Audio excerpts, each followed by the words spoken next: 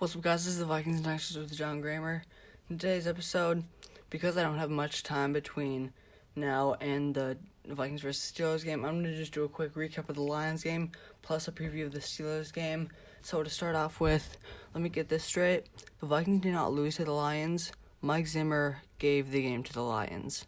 It's literally the Mike Zimmer, every single game for the past 2 years, Mike Zimmer has given us like one more reason for us to fire him. He's not the same defensive mastermind that he was 7 years ago. Yes, people like to say, oh, he completely changed the defense from one of the worst in the league back in like 2013 during the Leslie Frazier days till now, especially like 2015 to 18 when we had one of the best defenses in the league. Yeah, that was 3 to 6 years ago. It's time to wake up and notice how we have one of the worst defenses in the league. I guess the pass defense isn't horrible. The pass defense is one of the best in the league, but our run defense is absolutely atrocious. Let me just say, all we needed to do for so much of the game was just like double team TJ Hawkinson, which he actually did not get, and he didn't get quite the game that even Amon-Ra St. Brown, who I didn't even know of until that game, he didn't have quite the game that Amon-Ra St. Brown had, but still, TJ Hawkinson is undoubtedly their only weapon on their entire team. Their only all-star weapon. DeAndre Swift is pretty good, but he was out, so all they had was Jamal Williams, who he just ran right through us the whole game. But then Amon-Ra St. Brown goes off. I wanna know how this annoys me so much when there's a big play made on your team, like a big passing play, and you realize the wide receiver who made that play, or the tight end, I'm not sure who the guy was. There was a no-name tight end who caught a touchdown on us earlier during the game, and you realize the receiver is a guy who you don't even know about. Guys like Josh Reynolds or Amon-Ra St. Brown, or some other random guys like the tight end who caught the touchdown on us. Like, knowing that we let up a big play to a no-name, especially that one touchdown. Xavier Woods got up to him, but not great defense, because I don't know if you ever heard this term, but if the defender isn't looking, they're open, because the defender could be all over you, but if they're not looking, they don't know where the ball is, meaning you're the only one who can play. The receiver is the only one who can make a play on the ball, pretty much saying if the defender isn't looking, then the receiver is open. And that's true, because Xavier Woods was just diving in to the tight end, couldn't make a play on the ball, and the tight end scored a touchdown. Not gonna lie, the tight end didn't make a great catch, but still, our defense is just sad. Our defense is not exactly bad, but it's really confusing. There have been games against the Seahawks, against the Browns, the Seahawks who have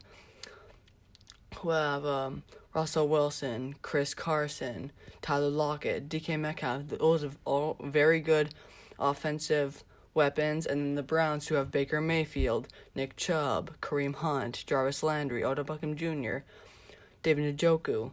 Those guys are great offensive targets, and yet we were able to hold both those teams to under 20 points, yet we allow the Lions to score over 25 on us. It makes no sense. Yes, we had some injuries, but the Eagles held them to 6 points, and we definitely have a better team than the Eagles do, even with those injuries. We definitely did.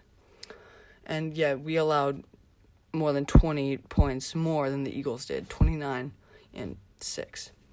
So yeah, Mike Zimmer, I would not be mad if he gets fired after this game. In fact, the majority of Vikings fans want him to get fired. I just think, like, who is going to step up as head coach? Andre Peterson could. He's our current defensive coordinator. We want a coach who's, like, considering our offense has become, again, like, the focal point of our team, just like it was before Zimmer came, because we had, like, Adrian Peterson, really. We need, like, another defensive-minded coach, but we want one who can handle the offense, too, because Mike Zimmer, he doesn't even know who any offensive guys are. He knows who Adam Thielen is, he knows how Dalvin Cook is, because pretty much Mike Zimmer's philosophy, just like 60 years ago, was run the ball and play defense. And the thing is, it's 2021, and that philosophy doesn't work anymore. We need a coach who can handle both the offense and defense.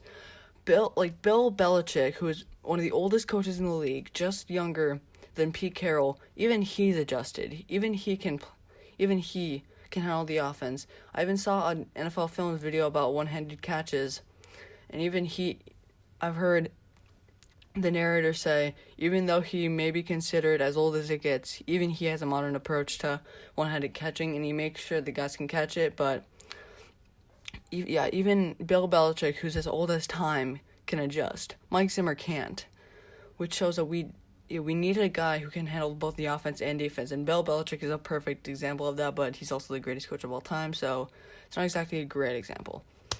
So yeah, that's for the recap and the preview of the game. To be honest, based on how our teams are looking, I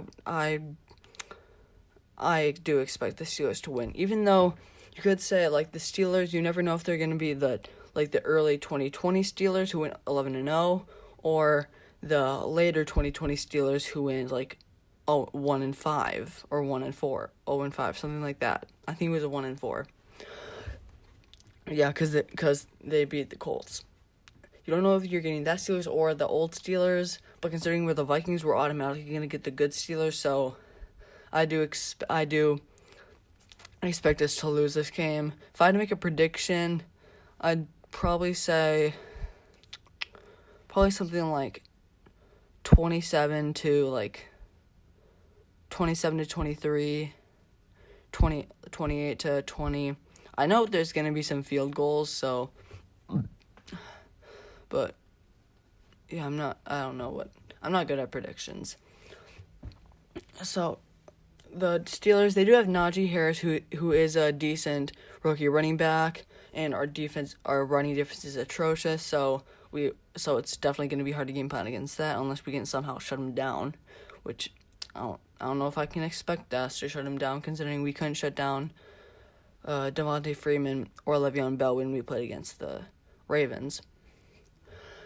But our passing defense, considering we have Patrick Peterson back now, since he's off the COVID-19 reserve list, we'll be able to have him on Chase Claypool or Juju Smith-Schuster or Deontay Johnson, whoever he might play on. But then Bashaud Breeland on Chase, on whatever the other two are. That does worry me, because none of those guys are bad receivers. They're all good receivers, and Bashaud Breeland is just he's not a good cornerback. He had that one good play against the Panthers when he actually got an opening play interception, which shocked me. I was almost thinking, wait, is Bashaud Breeland good now? But nope, he's not. He's still the same Bashaud Breeland we had earlier in the year. But PFF has improved him. He's actually one of the higher rated cornerbacks in the league, but PFF is confusing often. They have Mackenzie Alexander as one of the worst, and Mackenzie Alexander, he's a guy that I would trust. Anyway, the passing defense is, I don't know what to expect with this game. With the offense, considering that Pittsburgh always has one of the best defenses in the league, and I actually heard from, who was it? Some guy named Dominic Pagnotti. I don't know what his last name is. It's something Agnati.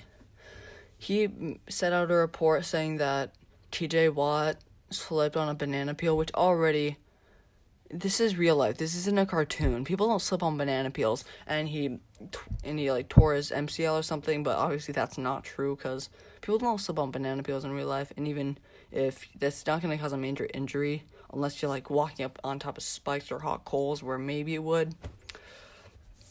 So the offense is definitely going to be a struggle, but hopefully if Justin Jefferson can continue to dominate, then we might have a decent shot. Of course, we also have KJ Osborne, Tyler Conklin. We will have Alexander Mattison. I've heard he actually requested a trade or release because the Vikings are rushing Dalvin Cook back from an injury to play tonight because this is a must-win game. And he said he absolutely hated because Alexander Mattison said the team had no faith in him. He even broke down in tears with talking to Mike Zimmer because he was so pissed that they weren't starting him, which honestly, if it's a must-win game, I would actually support starting Alexander Mattison over Dalvin Cook, because Alexander Madison's games have been better than Dalvin Cook. I think Alexander Madison actually has averaged over 100 yards per game when Dalvin Cook hasn't. So I think if in a must-win game, we should probably start Alexander Madison, as crazy as that may sound. Based on the games he's had this year, I think that might be a slightly better decision. Anyway, so that'll be it for my recap of the Lions game and preview of the Steelers game. Don't forget to like, subscribe, comment, turn on the notification bell, comment what videos you might like to see. And as always, never forget the Vikings oh my gosh, I made this mistake so many times now. The Packers will always suck, and Skol Vikings. I apologize for the lighting.